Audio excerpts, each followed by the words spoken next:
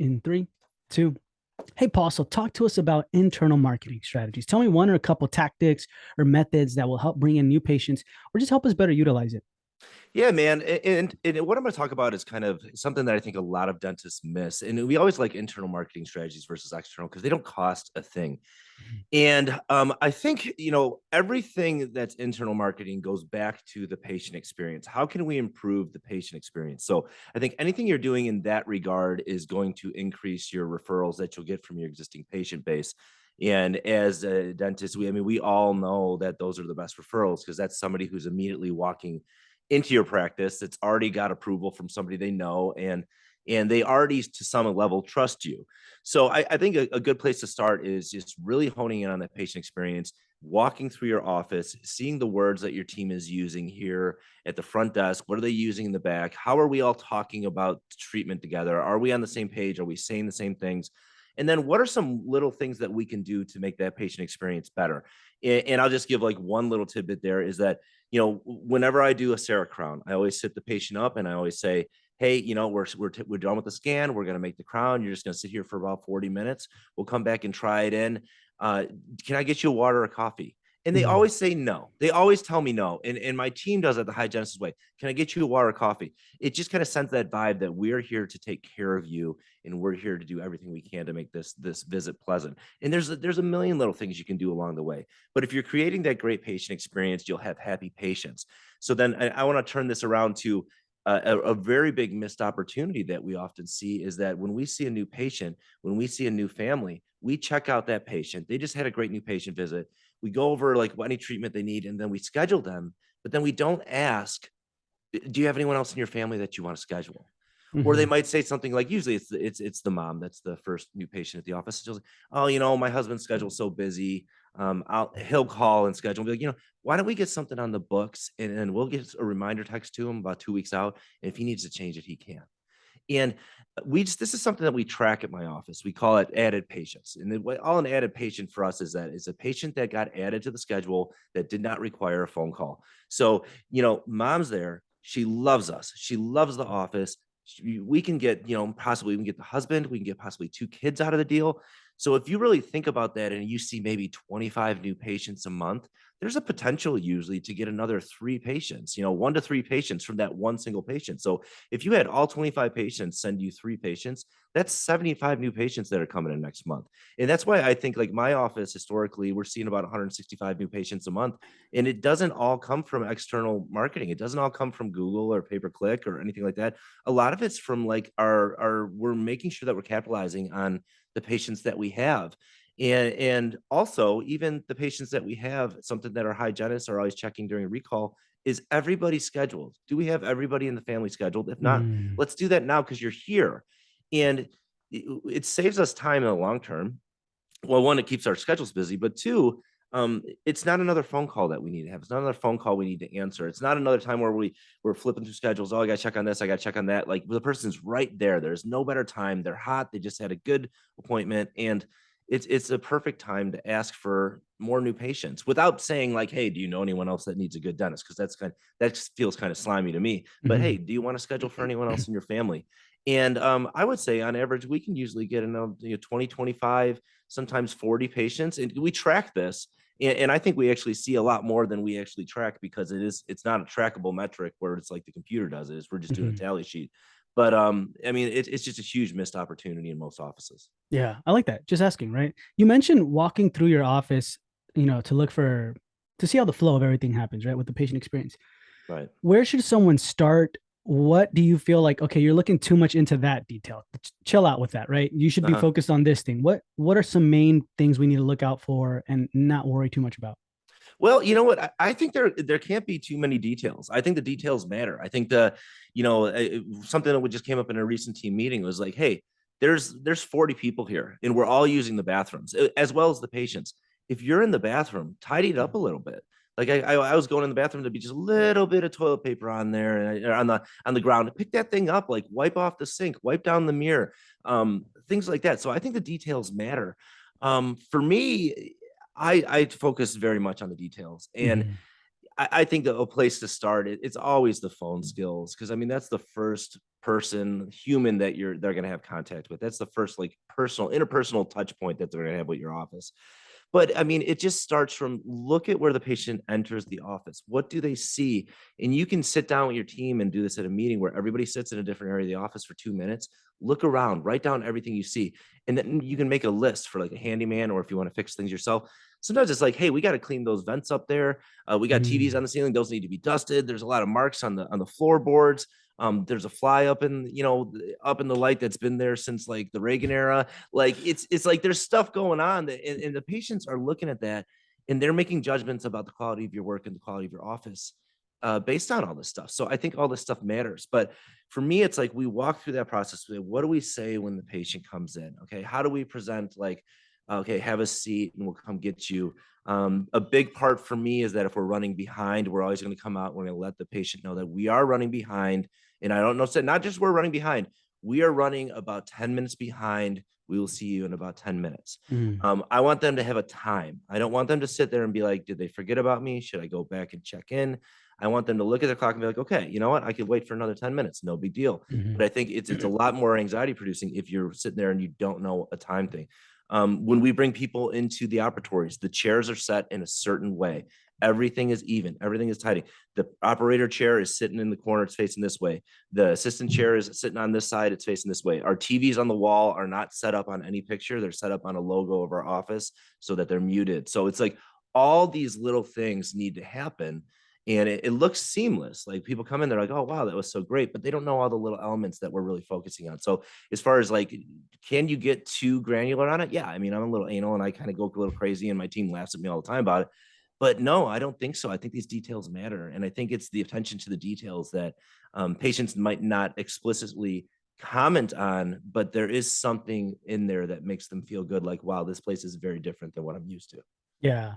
What do you feel like over the phone you see a lot of people do where you're like, oh man, don't do that, where you could have done something and gotten more something more, you know? Yeah, you know what I see a lot. I think the worst thing to do on the phone is I think when we answer phone calls, we have to take control of the conversation. So that Mm. involves us asking a question, and then we are controlling the conversation, trying to move it along. Because when things sound bad on the phone, I mean, other than like just, I mean, be enthusiastic, smile before you answer it, be friendly, stuff like that, use the patient's name and sentences. But like where I think people goof up is that they don't take control of that phone call, and the patient's talking, and the patient will ask a question that maybe isn't the most clear question. It's not the easiest to answer. And then somebody tries to answer it, and it's just like cringe town. It's like, what the hell did you just say? That's not right. That's not Yeah. what we want to say. Because the more questions you answer, the more opportunities you have to kind of drop the ball or to say something that might be Hmm. misunderstood or might be taken the wrong way. So for me, it's take care of the phone call, take control of it, ask a question. We always say the easiest one to ask is say, hey, tell me how you heard about us. Yeah. And another thing I always like to tell my team is I call these empathy, value, hope statements. Is that anytime they're saying that something bad about another office, or they're talking about pain, we gotta like exhibit some sort of empathy. Like, oh man, toothaches are the worst. I feel so bad for you. Or oh, that really stinks when they tell you they're gonna charge you one thing and charge you another. That would frustrate me too. That's that empathy. And then the value is like, hey, you found the right place, or Dr. Etchison's great with toothaches. And then the hope statements is like something that's moving them towards like they're getting their goal. Is you found the right place? Hey, we're gonna get you in today. We'll get you in, but we'll get you feeling better, or we'll get you in. We'll show you how transparent our fees are. We're very clear on what things cost. Like we're always selling the office. You're gonna love it here. It's great. Everybody's so great here, and you can't talk it up enough. And that kind of, my brain's kind of going all over the place here, Mike. But It's that great. brings up another thing is that I remember I was an advertising major back in college, Mhm. and there was this like fifth third bank study we had to read, and it was showing that they showed this advertisement in certain markets, and they said, hey, we got the greatest customer service, we're the best, we're all this stuff. And then they surveyed people in those areas that saw the ads, and whether or not they saw it or not, they don't know. But it's just like, but the customer service was rated better by the customers that went to a bank that was in that viewing area. So Mhm. there's this belief that there's that priming effect, that we can prime patients to think the way that we want them to think about our office. just by telling them what we want them to think about our office. And hopefully it's true. Hopefully not just, Mm-hmm. we're not making up. Hopefully, but this is the best place. The doctor is the best. We will take great care of you. Like, we're going to listen to all you. We're compassionately listen to you. No judgment, things like that. So I think it's important to kind of figure out who you are as a brand and who you want to be for your patients, and get everybody on the same page so that they can start talking about it. And there's nothing wrong with talking about it. It's not bragging. It's just telling them, this is who we are, and this is who we want to be in the mind of our customers. So Yeah. What would you do, Paul, if like you're talking about this, you're making a system for it, right? But then there might be like a team member who's always like, "Oh, I forget," or "Oh my gosh, I'm sorry," right? They're good with yeah, like numbers or something, right? But then they're bad at everything else. yeah. Would that be like, "Oh man, that's killing the whole internal marketing strategy," or is that more like, "We're not even going to put you there anymore. Don't even say anything." Well, I think there's always elements of training that's needed, and you can systematize this. Like, we have a document, we call it our movement sequence, and it's essentially the script to our play. It's not that we're saying scripted things, but it goes through the whole new patient interaction, and what we're doing and the steps that we're going to take. I'm just trying to think of some things that are in there. Like, for instance, like if we call someone from the waiting room, we're going to walk towards them. Like, we Mhm. don't just stand at the door and wave them over, because if you see a friend at a party that you really, really like, you're like going towards them, like, what's up? Like, if you see somebody you don't like, you might just wave from across the room.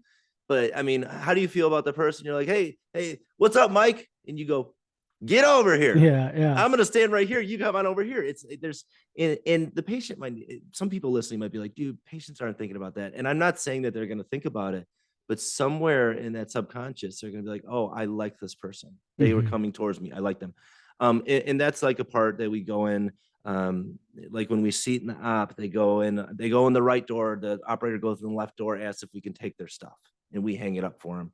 So it's all these little things. But if there's somebody that just can't get it, I mean, it's training starts with clarity. This is how we want it done, and this is how we need you to do it.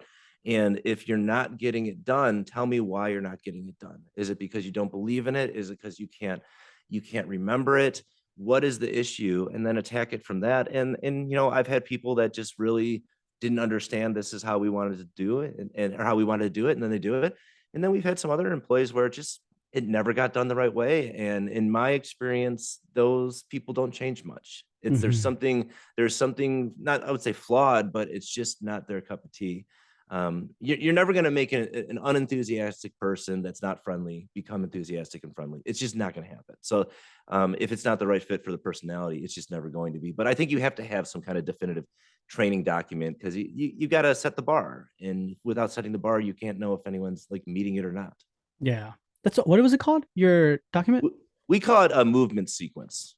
Okay, so the That's what we patient call it. experience, Yeah, how it's supposed to go. yeah, we call it a movement sequence. So that's That's that's it. That's what nice. we call it ours. It's in my first book, is actual the one we've updated since my first book came out, but it's pretty much the same as it is in that first book. Nice, man. Okay, and then there's no detail too small where it's like that's irrelevant, right? Everything should be, and I think that's what separates your practice, right? Like you really look into Yeah, the details and then kind of create your own brand, you know? everything matters, man. I mean, we had a new hygienist start like maybe a month ago, and we wore black scrubs, and she came with pink shoes. I didn't think they looked bad, but I was like, hey, we don't wear pink shoes here. We wear black shoes. And What'd she's she like, say? oh, Was she like, she why? she goes, oh, I didn't know. I'm like, hey, I think your shoes look great, but for consistency, we all wear black shoes. Yeah, You yeah, know, yeah. so any black Okay. shoes. I So, like that. but you know It- what? If it don't matter to me, it's not going to matter to anyone else. yeah. I'll tell you, we just bought a bunch of crew neck sweaters with our logos on it, and everyone got it, and some of the girls decided to wear it to work.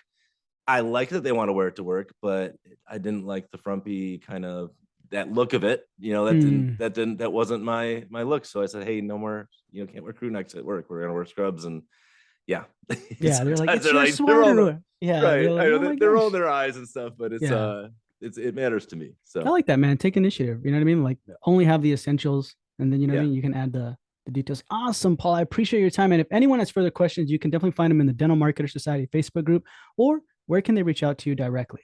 I have dentalpracticeheroes.com. That's for my podcast. You can check that out. And there's a contact form on there. There's a free gift if you want to get a 20-page brand book that I use with new hires. That's on there too. Just sign up for the mailing list and it'll get mailed to you. But yeah, you can reach out to me through there, and happy to field any questions or talk to anyone who wants to know more. Awesome. So, guys, that's going to be in the show notes below. And Paul, thank you for being with me on this Monday morning marketing episode. Thanks for having me, man.